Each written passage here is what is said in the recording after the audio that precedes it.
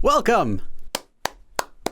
We're going to be learning about two particles today, 으로 and 가지고. If you've never seen this particle before, check out my live stream I did from May 9th of 2021, where I talked all about this particle and gave a lot of examples. There's also a worksheet with it. Or if you want to know other ways to use 으로, check out my live stream from August 29th, 2021. And I also talk about this particle. So these are other live streams you can reference if you need a little bit more after we're finished, because we're going to be talking about this particle again today, but I'm not going to be going into as many example sentences as I did before. So first, let's start by talking about this particle, 으로. Now, the way to use this is very simple. If you have a noun, you'll attach 으로 to the end of the noun directly if that noun ends with a consonant. 손, for hand, ends in a consonant, you attach 으로.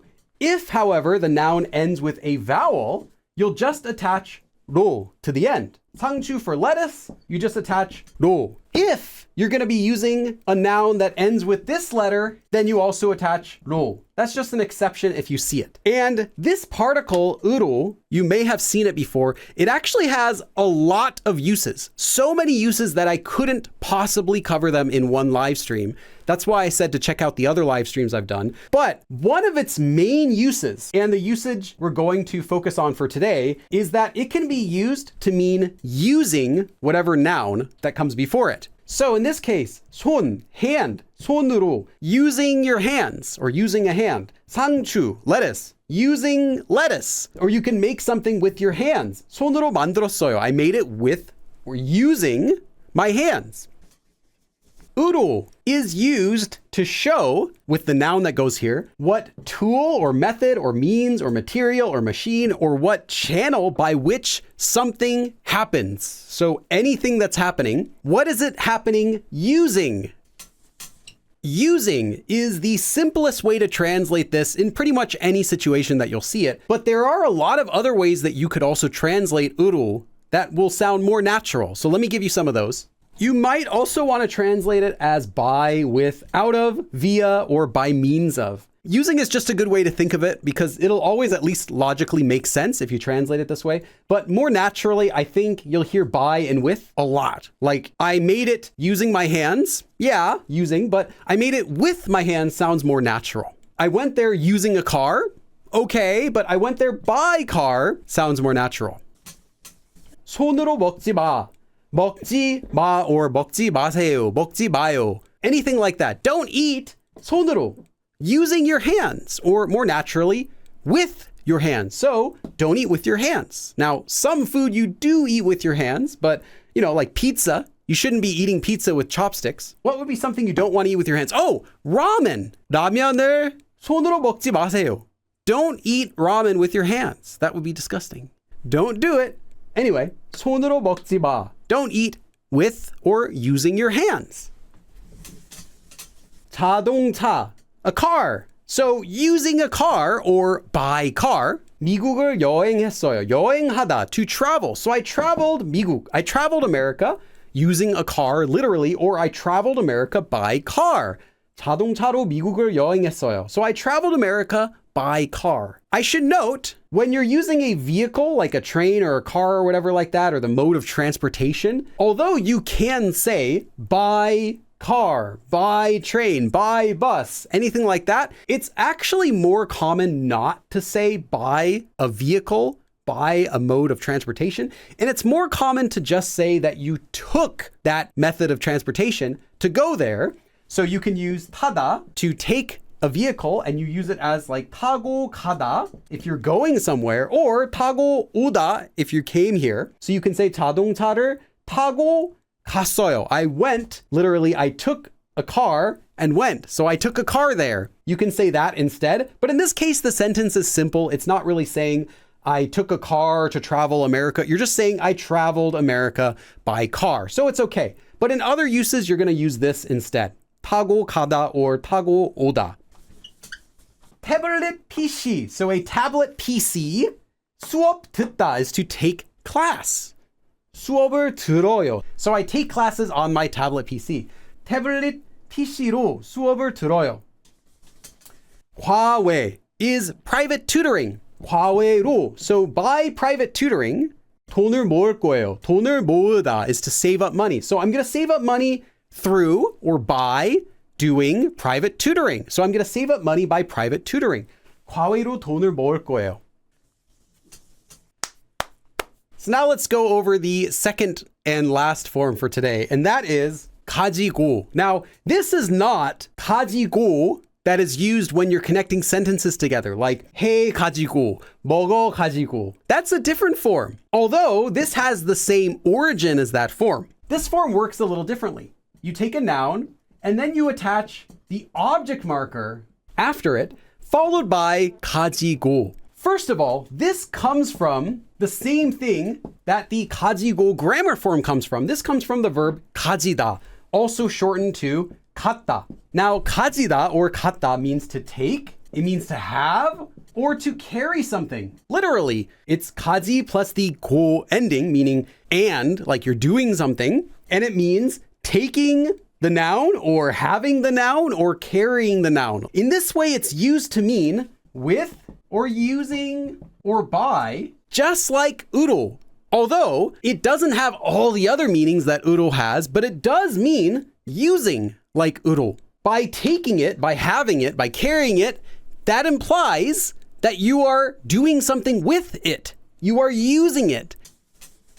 If you see 가지고 after a noun, it doesn't mean that it's going to mean this usage, using or with or by. Because, as I just said, it's also just from the verb 가지다, meaning to have or to take or to carry. So you might see something with 가지고, and it doesn't mean this. You could just use it to say, like 가지고 가다, which is the regular way to say to bring something, like 가져가다, to take something somewhere. 가져오다, to bring it here. Or you could just see it as literally meaning 가지다. So 희망, hope, 가지고, so have hope, and 노력하세요, and try. Have hope and give it a try. You know, just have a little hope and try. This doesn't really mean try using your hope. It just means literally 가지다, have hope and try. So if you see 가지고, it also could just mean 가지고. The good news though about that is that our usage for meaning using isn't so different than the literal meaning of 가지다. That sentence I gave you, you couldn't change it to 희망으로.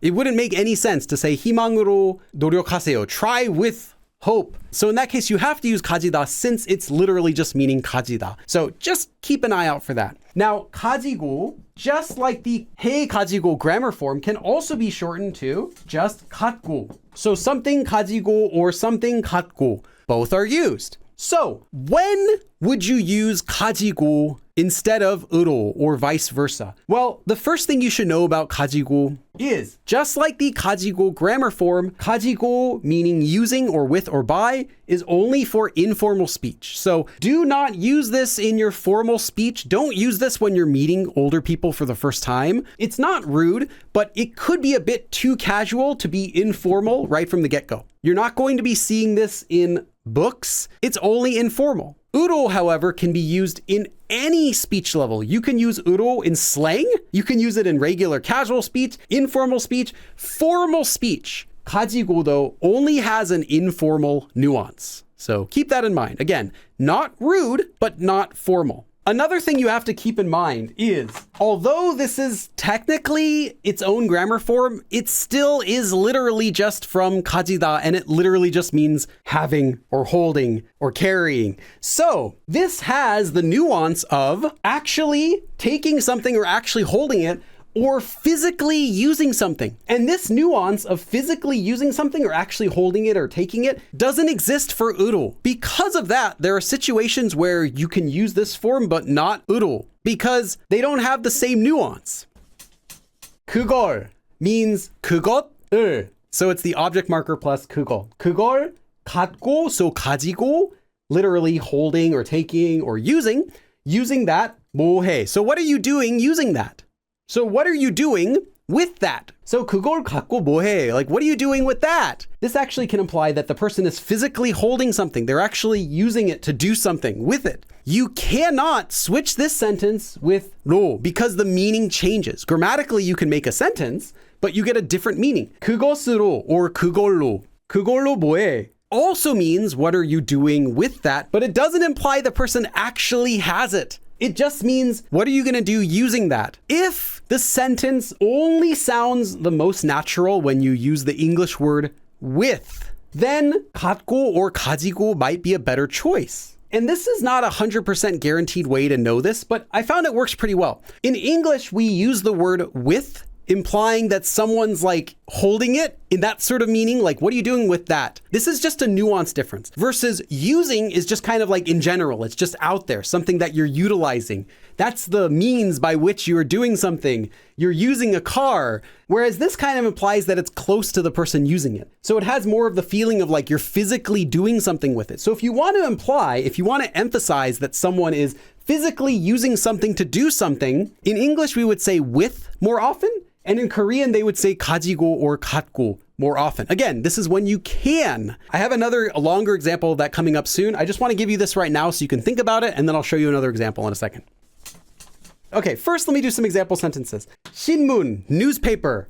신문을 가지고. Again, you don't need to think, oh, is this being used to mean using or is this meaning having? Just think of it as having. Think of it as 가지다, literally, and you'll be okay. So you're holding a newspaper and you 거울, mirror, 닦다, to wipe or to clean. So you wiped the mirror holding a newspaper. Think of it like that. And then in English, you can translate this as with or using. So I wiped the mirror using a newspaper, or with, as in I was holding it with a newspaper. 신문을 가지고 거울을 닦았어요. The nuance of saying 신문으로 거울을 닦았어요. It's fine. I wiped the mirror using newspaper. But 신문을 가지고 거울을 닦았어요 makes it more personal, like you're physically holding it. I took newspaper and wiped the mirror. But the nuance is totally different. It's not just saying the method by which I wiped the mirror was the newspaper. Like, how did you wipe it? Oh, 신문으로 닦았어요. I wiped it with newspaper.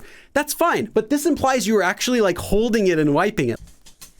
이것들을, so these things, 이것들, these things, 가지고, so using, holding, having these things, 무엇을, what?